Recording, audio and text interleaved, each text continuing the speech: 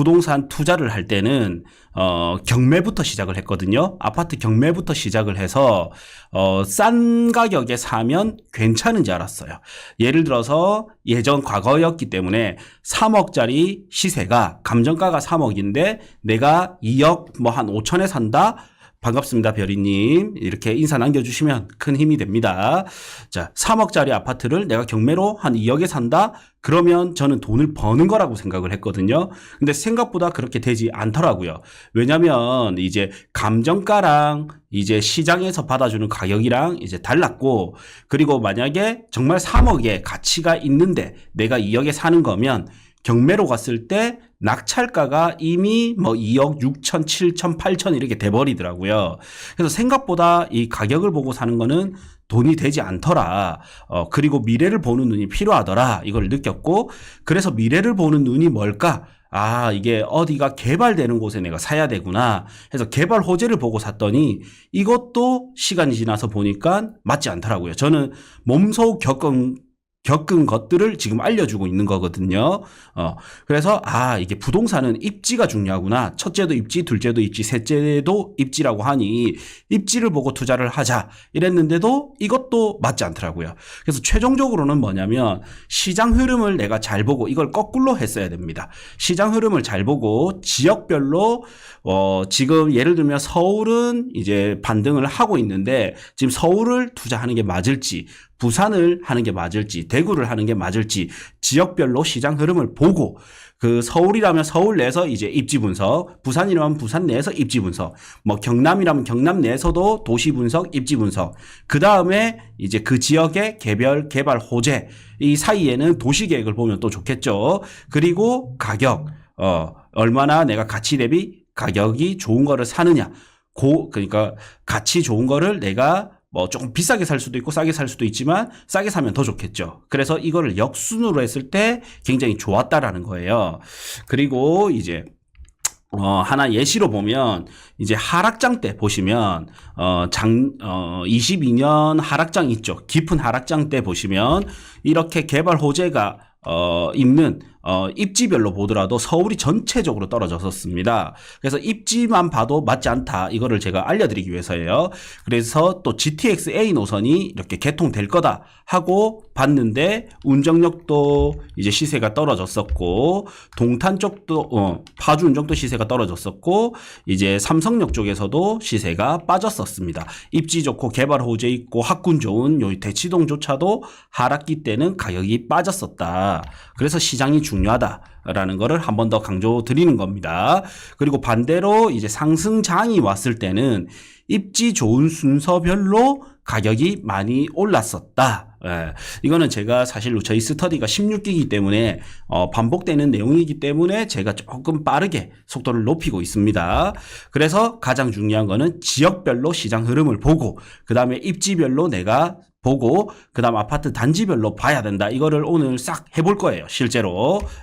그리고 요거는 너무너무 중요한 내용입니다. 자, 가격을 움직이는 거는, 자, 이거 너무 중요한 거예요. 가격을 움직이는 거는 수요와 공급에 의해서 결정된다. 그래서 많은 사람들이 수요와 공급, 수요는 뭐겠어요? 여기서 인구를 이야기하거든요. 그 다음에 공급은 뭐냐? 입주 물량을 본단 말이에요. 이게 최근 한 5년간 이 아파트 투자 시장에서 약간 전문가들이 하는 트렌드였는데 사실 이게 맞지 않다. 제가 생각했을 때 이 수요는 뭐냐면요. 인구가 아니라 돈입니다. 얼마나 많은 돈이 여기로 몰리느냐. 결국에는 우리가 인구가 사람이 돈을 쓰기 때문에 인구라고 생각하지만, 같은 인구라도 같은 한 명이라도 더 많은 돈을 쓰는 게 더 큰 수요의 힘을 불러일으키거든요. 그래서 여기서 수요는 돈이 더 정확하고요. 공급은 뭐가 더 정확하냐면 입주 물량, 건설사가 말하는 입주 물량 플러스 매매 물량. 매매로 나오는 물량, 임대로 나오는 임대 물량, 이게 합쳐져서 전체의 시장의 공급 물량이 됩니다. 그래서 이제 이거는 조금 수정을 해서 조금 정정해서 받아들이면 더 좋을 것 같아요. 그리고 이제 이거 너무나 중요합니다. 자, 가격은 시장 경제에서 수요와 공급을 조절하는 보이지 않는 손의 역할을 한다. 이게 너무너무 중요하다. 이게 이제 그래서 가격이 상승하면 개발자 입장에서는 공급자 입장에서는 공급자는 매매로 내놓는 사람이 있고 건설사 입주를 하는 건설사가 있댔죠. 건설사 입장에서는 사업성이 떨어지기 때문에 공급량이 사업성 가격이 올라가면 사업성이 증가되기 때문에 공급량이 증가될 수밖에 없고요. 또 이제 주택 매도자 입장에서도 어느 정도 수익 실현이 됐기 때문에 매물을 많이 내놓을 수밖에 없습니다. 예. 그리고 수요자 입장에서는 이제 이게 비싸기 때문에 내가 사고 싶어도 못 사고요. 또 살 마음이 많이 감소하게 됩니다. 이제 비싸기 때문에. 그래서 공급은 증가하는데 수요가 감소하면 결국 가격이 하락하게 되고, 그리고 이제 가격이 하락하면 반대로 개발자 입장, 공급자 입장에서는 이제 사업성이 떨어지기 때문에 공급이 감소하게 되고요. 또 내가 만약에 집을 5억 주고 샀는데 4억으로 떨어졌어요. 그러면 나는 팔기 싫겠죠. 그래서 공급 물량이 또 감소하게 됩니다. 그리고 사는 사람 입장에서는 지금 빠질 만큼 빠진 것 같은데 내가 사야 되는 거 아니야? 하면서 이제 수요가 증가하게 됩니다. 그리고 공급은 감소하고 수요는 증가하니까 가격은 다시 상승한다.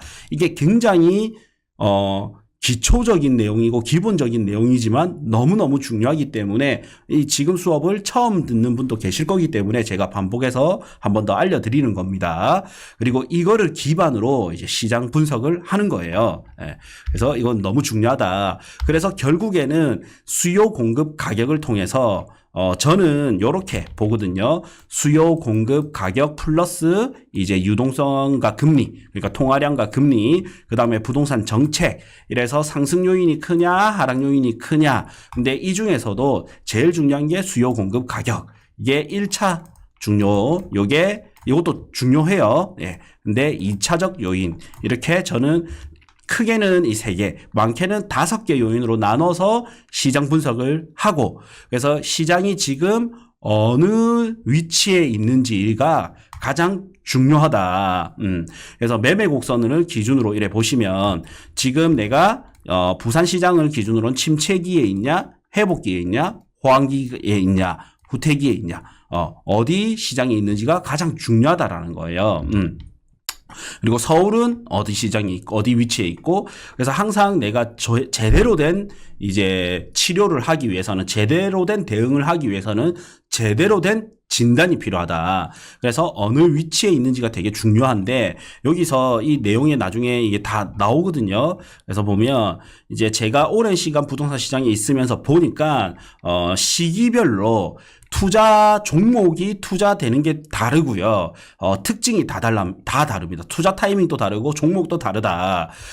그래서 보니까 이제 침체기 때 있죠. 침체기 때는 더 이상 부동산 가격이 오르지 않을 것 같다. 그래서 싸게 사는 게 중요합니다. 호황장 때는 가격이 계속 오를 것 같으니까 조금 비싸더라도 사야 되거든요. 많은 사람들이 산단 말이에요. 그래서 호황장 때 투자랑 침체기 때 투자랑은 다르다. 너무나 크게 다르다. 그래서 침체기 때는 시세가 안 오를 것 같으니 경공매를 통해서 싸게 사서 시세 차익을 보거나, 아니면 싸게 사서 임대로 돌려서, 월세로 돌려서 내가 월세 수익을 받고 있다가 나중에 회복기, 호황기가 오면 시세 차익 플러스 월세 수익을 가져갈 수 있기 때문에 두 마리 토끼를 잡을 수 있다 생각에 경공매가 이제 활성화가 됩니다. 그리고 이제 여기 저점에 가까우면 딱 저점을 맞추기는 힘들죠. 그렇지만 저점에 가까울 때는 이제 매매 심리가 죽어버립니다. 매매 심리가 죽다 보니까 아파트는 투자로서의 역할도 있지만 주거로서의 역할이 있기 때문에 임대 시장으로 많은 수요가 가거든요. 그러면 전세 가격은 오르는데 매매 가격이 떨어져서 나중에는 매매 가격과 전세 가격 갭이 붙어버려요. 네, 감사합니다, 삼복도로님. 그래서 이 가격이 붙으면 갭 투자가 화랑이 됩니다. 이게 이제 서울로 따지면 2012-13년도가 요때입니다. 서울로 따지면 2012-13년도가 요때고요. 그 다음 이제 14에서 16년도가 이제 갭 투자 화랑기고요. 그 다음에 한 17에서 18년도가 이제 전세가가 매매가를 밀어 올리면서 이제 아파트 가격이 오르다 보니까 이제 분양 시장이 화랑이 됩니다. 그리고 이왕이면 투자자도 이제 기축 아파트, 구축 아파트가 가격이 올랐으니 구축 아파트를 주고 살 바에 뭐 어떻게 보면 웃돈을 주고 살 바에 신축 아파트 분양권에 이렇게 눈을 돌리기 시작하거든요. 그러면서 분양시장 화랑이 옵니다. 그리고 이제 기축 아파트도 올랐고 분양시장도 올랐으면 분양권도 올랐지 않습니까? 그러면 재개발 재건축으로 눈을 돌립니다. 이게 이제 어떻게 보면 2018년도에서 한 19년 정도 요때가 되겠죠. 한 20년, 19년 이때가 되고요. 그러고 나면 아파트도 기축 아파트도 올랐고 분양권도 이제 피가 많이 붙었고 재개발 재건축도 가격이 많이 올랐단 말이에요.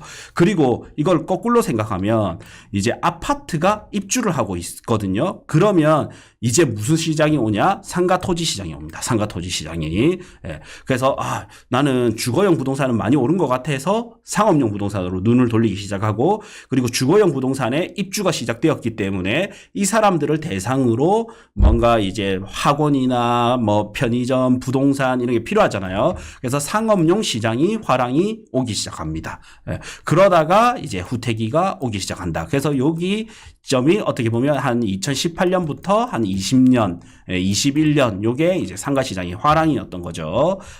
그리고 이제 후퇴기가 오면 요 후퇴기가 올 때 한 요 침체기 요 정도 시점에 뭐가 다시 이제 슬물슬물 올라오냐면 토지 시장이 올라옵니다. 토지 시장이. 왜냐면 발 빠른 사람이 결국에 건설사가 내가 땅을 사서 요 타이밍에 맞춰서 분양을 해야지 생각을 하거든요.